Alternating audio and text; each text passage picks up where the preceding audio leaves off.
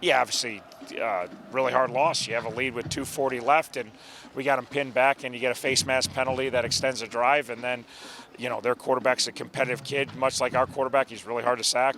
We had him a number of times and couldn't get him on the ground. He scrambles out and finds the guy down the field, and they make the last play. It was back and forth. Obviously, it was tight the whole game, and no one was up by more than 4 points the whole game, and we had a chance. We had a chance at the end to finish it, and they finished it, and we didn't. And you got to own it. It's a hard-fought game, and shoulda, woulda, couldas, but we got to handle it.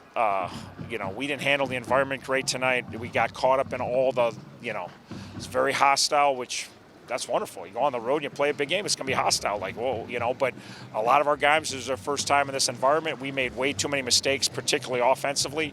If we play a cleaner game on offense, we score enough points to win the game. There's a lot of lessons to be learned. It's a gut-wrenching loss. Yeah, this win would have put us in great shape, but this is our life. We're 4-1, and there's a lot of teams 4-1 in our league, and you got a great Toledo team coming next week will be equally hard to beat, if not harder to beat, than the team we just played. So they're a great football team, and again, how we react and handle it, it's going to be a hard-fought game if we do everything right over the next 7 days or 8 days. If we don't, then we got to continue to mature and grow up. We've come a long way, this team, and I love these guys, and this is just another hard lesson in how do we handle this and move forward.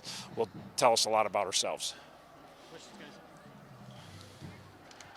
Corbin Andre was a massive game today, 17 tackles, had the forced fumble as well. What can you say about his performance? Yeah, just like I said, obviously, a lot of our kids, we got to lead with 2:40 left. Our kids are playing, we're a road dog against the defending champs who's predicted to win the league, Like I said many times, like Handrew, you'd hope senior year you step and take your game to another level. He's had a great career, but you don't know if you're going to make that big jump, and he had big shoes to fill at linebacker, and he has made a big jump this year. And it's not just this game. He's played, like I said, if he just would have kept playing like he was playing his first 3 years, it would have been a great career. But he's really elevated his game, not only the leadership, but the tackles and the interceptions and all the plays he's making has been awesome to watch, and I'm very proud of him. And Cole Weaver's obviously stepped up the past couple of weeks as well. What kind of role do you think he can have the rest of the season? Yeah, like we said, sky's the limit for Cole. He just keeps getting better. His first year starting, he's got a lot of football ahead of him, and he's showing every week as he gets experience, and he gets better and better and better. So very proud of Cole. What was the conversation like at halftime to have that overall more productive second? Yeah, just calm down and execute our offense, please. That was the discussion, just all over the map, and it wasn't one guy. It was our whole offense, just the moment and the noise, and just we want it so bad, and I love how bad our kids want it, but there's a balance that's really hard to find as an athlete of just you got to come play tonight. It was a physical football game. You got to come and be aggressive, but you got to bring method to the madness, and at times we didn't bring enough method in the first half. When we settled down and started executing, we moved the ball and scored points in the second half, but we should have done that. That's the difference in the game, really. What did you see on the touchdown passes, the third down one to Isom and then the fourth down one to Perry?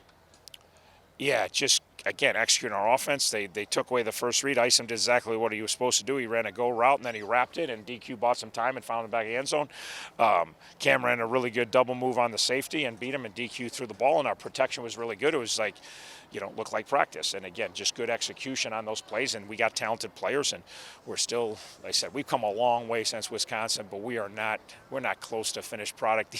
These guys, like, we got these 5 new O-linemen and how far they've come, but they're this time next year they're going to be a different animal. You know what I mean? It's just this is just another one. Can we grow from this, or does this derail us? Are we mentally tough enough to get through this and keep? Because we got Toledo and Buffalo, and then we got Ball State who beat OU. We knew Western. Again, it's just how do I, So it's our job to get them back and get after it.